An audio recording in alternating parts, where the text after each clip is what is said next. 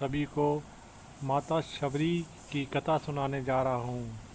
बात भगवान राम के जन्म से पहले की है, जब भील आदिवासी कबीले के मुखिया अच के घर बेटी पैदा हुई और उसका नाम शबरी रखा गया। शबरी की माँ इंदुमती उसे खूब प्यार करती थी। बचपन से ही शबरी पशु पक्षियों की भाषा समझकर उनसे बातें करती और शबरी की माँ उसे देखती तो कुछ समझ नहीं पाती थी। कुछ समय बाद एक पंडित ने शबरी के परिवार को बताया कि वो आगे चलकर सन्यासी बन सकती है।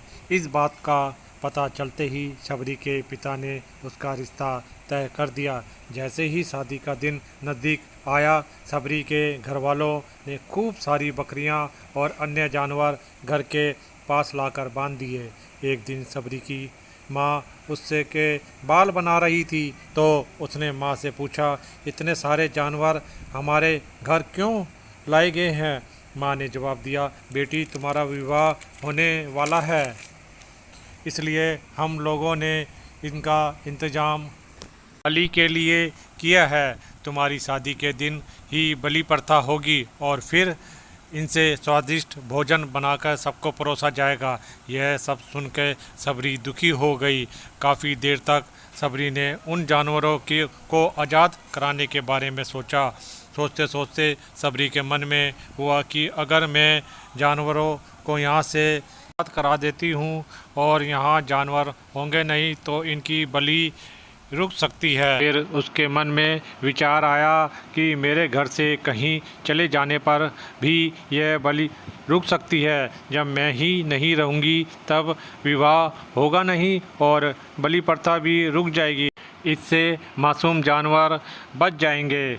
और उसके बाद शबरी जंगल की तरफ भागने लगी। भागते भागते ऋषि मुख पर्वत पहुंच गई। वहां करीब 10,000 ऋषि रहा करते थे।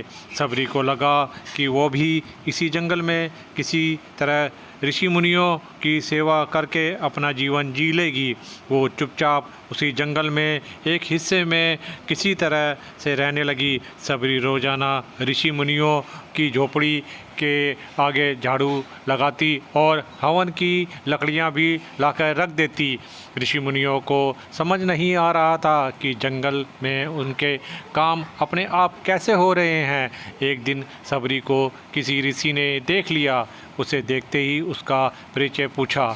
जैसे ही शबरी ने बताया कि वो भील आदिवासी परिवार से संबंध रखती है तो ऋषियों ने उसे खूब डांटा और शबरी को इस बात का बिल्कुल भी पता नहीं था कि उसकी जाति छोटी है और उसे ऋषियों द्वारा जाति की वजह से अपमान सहना पड़ेगा।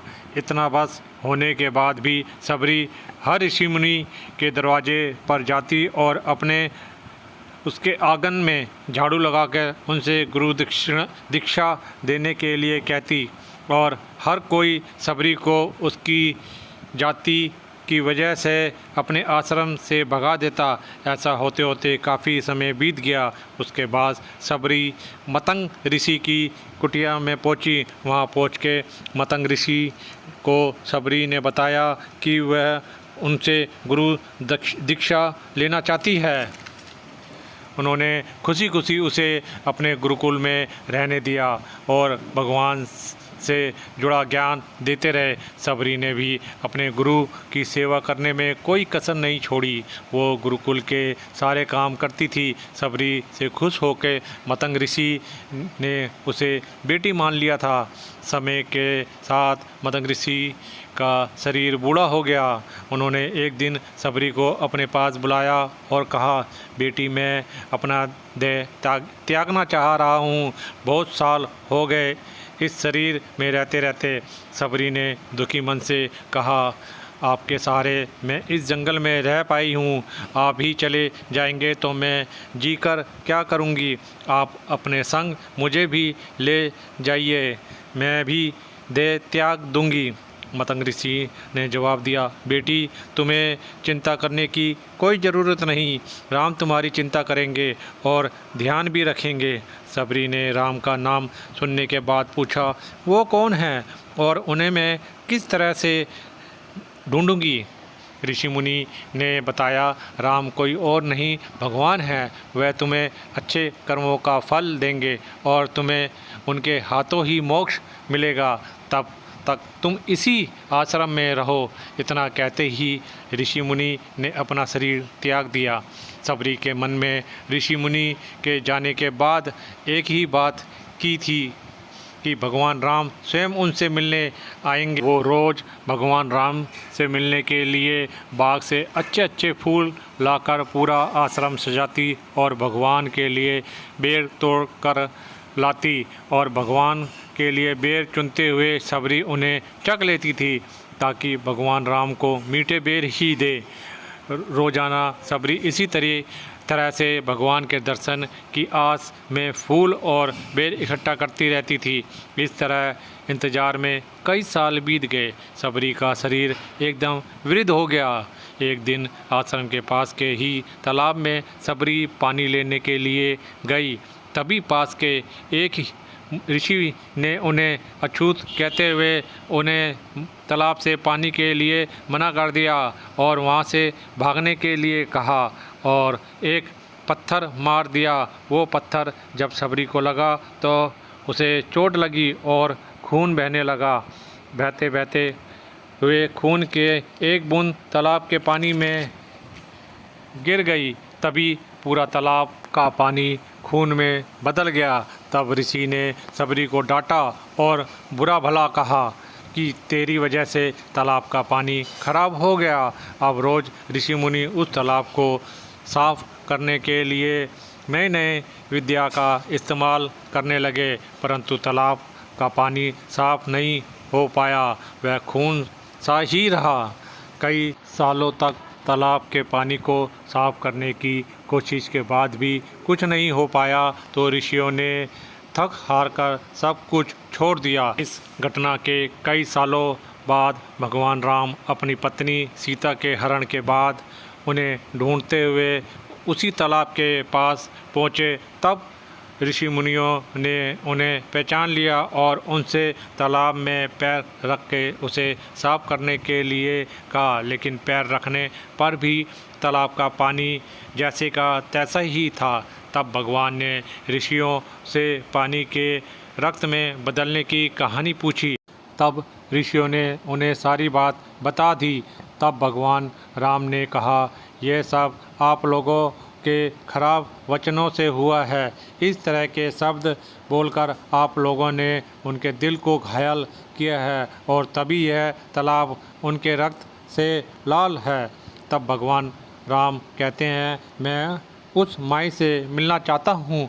तब तक सबरी भी उस तालाब तक पहुँच जाती है। इस दौरान सबरी के पैर को ठोकर लगती है। कुछ धूल उस तालाब में गिर जाती है। तभी सारा पानी साफ हो जाता है। भगवान कहते हैं, इनके पैर की थोड़ी सी धूल से ही तालाब का पानी साफ हो गया। भगवान राम को सबरी पहचान चुकी थी। उन्हें प्रणाम करने के बाद भगवान से कहा कि आप मेरी कुटिया में चलें। भगवान भी खुशी खुशी सबरी के साथ चल पड़े। फूलों से सबरी ने भगवान राम का स्वागत किया और फिर बेर तोड़ने बाग में चली गई और चक चक कर बेर ले आई और भगवान राम को और लक्ष्मण को बेर खाने को दिए। भगवान राम ने उन्हें बड़े प्यार से खाया और पर लक्ष्मण ने कहा, भैया ये बेर तो झूठे हैं, इन्हें आप कैसे खा सकते हैं? भगवान ने जवाब दिया, लक्ष्मण ये झूठे नहीं बल्कि बहुत मीठे हैं। सबरी माई हम सब के लिए ये बहुत प्यार से तोड़कर लाई है। इतना कहकर भगवान राम बेर खाने लगे और भगवान जाते हुए माई से कहा, आप मुझसे जो चाहे वो मांग लो। सबरी ने कहा, मतंग ऋषि के कहने पर ही मैं आज तक सिर्फ आपके दर्शन करने के लिए ही जी रही थी। आप मुझे मोक्ष प्रदान कीजिए, मैं अपना शरीर आपके सामने ही त्यागूंगी। उसी समय सबरी ने अपना शरीर त्याग दिया। भगवान राम ने उन्हें अपने हाथों से उनका अंतिम संस्कार किया और सीता माता की खोज में आगे के लिए बढ़ गए। इस तरह से ऋषि मतंग की बात सच साबित हुई और सबरी को भगवान राम के दर्शन भी हुए। तभी से भगवान राम को सबरी के राम भी कहा जाने लगा। इस कहानी से ये शिक्षा मिलती है, सच्ची श्रद्धा हो तो भगवान के दर्शन भी ज़रूर हो जाते हैं। आपको ये कहानी कैसी लगी? अगर आपको ये कहानी अच्छी लगी हो तो लाइक सब्सक्राइब कीजिए। धन्यवाद।